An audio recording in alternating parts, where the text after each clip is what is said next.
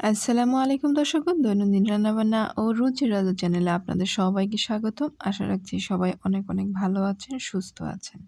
দর্শকগণ, অনেকদিন ধরে কোনো কিছুই আপনাদের সাথে শেয়ার করা হয়নি। না কোনো ব্লগ, না কোনো রেসিপি। একটু ব্যস্ত ছিলাম।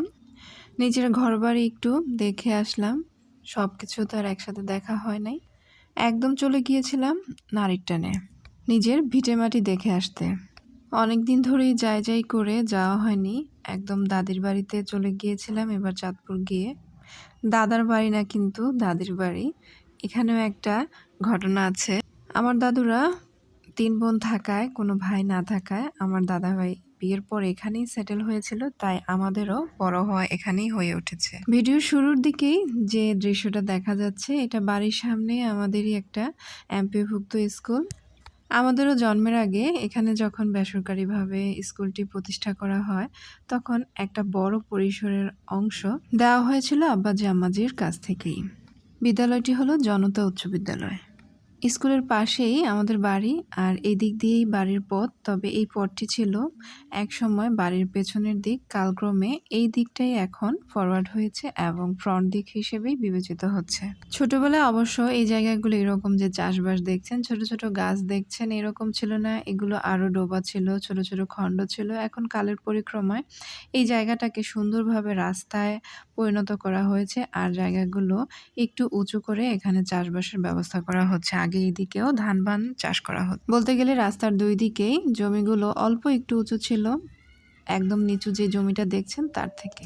আর এই যে রাস্তাটা দেখছেন, রাস্তার পাশে ছোট একটা খাল আছে। এটা আসলে বাড়ির পাশের একটা খাল। এখানে আসলে বর্ষাকালে যে বাড়ির পানিটা আছে, এই পানিটা পুকুরে ঢোকার জন্য এই খালটার ব্যবস্থা করা হয়েছিল।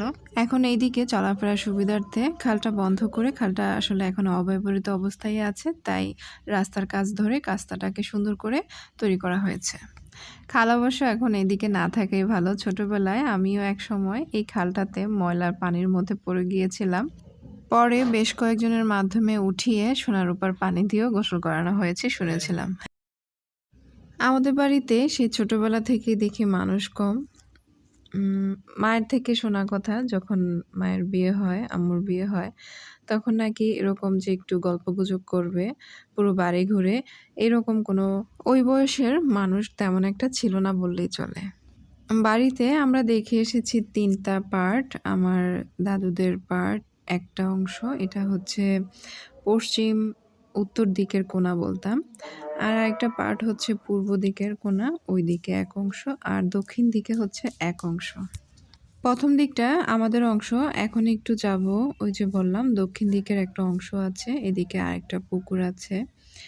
একটু পুকুর পাড়টা ঘুরে দেখি। ছোটবেলায় এই পুকুরেই গোসল করতে হতো আমাদের।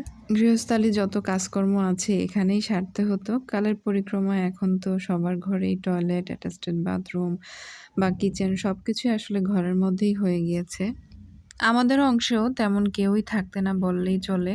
হয়তোবা ১-২ চাচা আছে, আর আপাতত ঘরগুলো এমনিতেই উঠিয়ে রাখা হয়েছে। আর এই যে এই দিকটা দক্ষিণ দিক, এই দিকেও আসলে অনেকগুলো ঘরই আছে। ওনারা আমার সম্পর্কে ভাই হয়, কয়েক ভাই আছে। তবে বাড়িতে মাত্র ২ জন ভাই বা তাদের ভাবি, বাচ্চারা আছে, এতটুকুই। বাকিরাও গ্রামে থাকছে না, গ্রামের বাইরেই থাকছে। এই ভাবিরাও ঘরের কাজ ধরে এখন একটু ফেলে রেখেছে কিছুদিনের জন্য, আবার হয়তোবা কিছুদিন পরে বাকি কাজটুকু সম্পন্ন করবে। আর এই দিকের এই যে ভবনগুলো, এই দিকটা আমাদেরই অংশ ছিল। আমাদের ওই দিক থেকে পেছন দিক, এই দিক থেকে ফ্রন্ট দিক আমার অন্যান্য চাচাদের ঘর এগুলো। আর এখন যে দিকটা দেখাবো, এই দিকটা হচ্ছে আমার আরেক বাড়ির আরেক পাশের চাচিদের ঘরবাড়িগুলো। মূলত বাড়িতে ওনারাই প্রথম দিক থেকে এখনো আছে, তাও সবাই না, ওনাদেরও বেশিরভাগই চাচিরা গ্রামের বাইরেই থাকছে। এখানে দাদা-দাদু মারা গিয়েছে অনেকদিন আগেই। দাদার হাতেই যে একটা কামরাঙা গাছ, বিশাল একটা কামরাঙা গাছ। খুব বিশাল না, তবে এর বয়সটা মাশাআল্লাহ অনেকদিন। আশা করছি আরও অনেকদিন যেন বেঁচে থাকবে ইনশাআল্লাহ। খুব সুন্দর কামরাঙা ধরে। এখন অবশ্য কেটে দিয়েছে। আর এদিকে আরেকটা পুকুর, পুকুরের ওই যে পূর্ব দিকে কবরস্থান দেখা যাচ্ছে বিশাল আয়তনের একটা কবরস্থান। কবরস্থানের পাশে একটু আবার এভাবে করে দিয়েছে যাতে পাড়টা ভেঙে না পড়ে। পুকুরের উত্তর পাশটা এখন একটু খালি লাগছে। নানান কারণে নানান সময় কিছু, কিছু গাছ একদম শিকড় উঠে গিয়েই পড়ে গিয়েছে, যার কারণে এখন খালি লাগছে। আগে এই পাড়টাও গাছগাছালিতে একদম ভরপুর ছিল। আমি একটু ওই পাড়ে যাব, ওই পাড়ে যেয়ে পুকুরের সব দিকটা দেখাবো। আর এই যে সিঁড়ির পাশে এখানে কত স্মৃতি, এরকম কাঠের কিনারে বা সিঁড়ির কিনারে যে ছোট, ছোট চিংড়ি মাছগুলো থাকতো, এই চিংড়ি মাছগুলো আমরা ৩ কোণার একটা হোঁচা বলতাম, হোঁচা দিয়ে উঠাতাম। আবার তখন পুকুরের ঘাটলার চারদিকে মহিলাদের জন্য এরকম বাঁশ দিয়ে সুপারি গাছের যে বাইল আছে, বাইল বলা হয় সুপারি পাতাগুলোকে, যখন শুকিয়ে যায় এগুলো দিয়ে বেড়া দিয়ে দেওয়া হতো। এর মধ্যে ছোট, ছোট গুড়া চিংড়ি অসংখ্য ছিল। সেই স্মৃতিগুলো আসলেই খুব সুন্দর। এখন কালের পরিক্রমায় অ্যাটাচড বাথরুম হওয়ায়, কিচেন হওয়ায় ঘরের মধ্যে ঘাটলার ব্যবহারটা কমে গিয়েছে, তা দেখেই কিন্তু বোঝা যাচ্ছে। আর এখানেই দেখতেছিলাম, যখন এখানে যাচ্ছিলাম তখন দেখলাম এখানে ছোট, ছোট বাবুরা, বাচ্চারা এই সিজনের খুব জনপ্রিয় একটা ভর্তা তৈরি করছে গাছের মুচি দিয়ে, যেগুলো একটু কুড়ো, কুড়ো হয়। পুরুষ কাঁঠালগুলো এগুলো দিয়ে, চালতা দিয়ে আর একদম কচি মূলো দিয়ে একটা ভর্তা করা হচ্ছে। বাড়ির চারপাশে অনেক সুপারি বাগান, তবে অবশ্য এখন তেমন একটা নেই বললেই চলে। আর এরকম চাপ পাতা জাতীয় কিছু গাছ দেখা যায়। আপনারা যদি বলতে পারেন জানাবেন এগুলোর নাম কি, আমারও আসলে এভাবে জানা নেই। ছোট, ছোট ফুল হয়, সাদা ফুল হয়, একটু মধু হয়। ছোটবেলায় অনেক দুষ্টামি করতাম, খেতাম। আর এই যে একটা মাশাআল্লাহ বিশাল সাইজের একটা চালতা গাছ দেখছেন, এটার বয়স মাশাআল্লাহ অনেক দিন। আশা করি এটা অনেক দিন যেন আরও কয়েক প্রজন্মের জন্য যেন চালতা উৎপন্ন করতে পারে। আর এই যে এখান থেকে দেখাচ্ছি আমাদের বাড়ির, এখানে বাড়ির না, পুকুরের দক্ষিণ পাড়টা, যেখানে কিনা ঘাটারাক বলতো। আর এখানে একটা মসজিদ আছে, ভালোভাবে দেখা যাচ্ছে কিনা জানি না। আর এদিকটা আগে একটা, আমি যেখানে দাঁড়িয়ে আছি তার অপোজিট, এটা একটা বিল ছিল, কালের পরিক্রমা এখন একটা ঝিল বানানো হয়েছে। পুরো বাড়িটা আসলে সেভাবে ভিডিও করা হয় না, বা টাইম লিমিটেশন থাকে, স্পেস লিমিটেশন থাকে, সব কিছু মিলে আসলে ভিডিওতে দেখানো যায় না। আবার কখনো পার্ট বাই পার্ট দেখাবো। তো বাসায় ফিরে এসে দেখলাম এই যে এতক্ষণ ঘোরাঘুরি করলাম, কখন যেন এই জিনিসগুলো জামার মধ্যে লেগে আছে, অনেকগুলো ফেলেছি। পরে ভাবলাম কয়েকটা দেখাই আপনাদের। এই কাঁঠাল গাছটা আমাদের বড় দাদুদের, এইদিকে আগে একটু জঙ্গলের মতো ছিল, এখন পরিষ্কার করা হয়েছে, তবে কাঁঠাল গাছটা রাখা হয়েছে। তবে এই কাঁঠাল গাছটার এমন এক বৈশিষ্ট্য, এটার মধ্যে খালি মনে হয় পুরুষ ফুলই ফুটে, মহিলা ফুল ফুটেও না।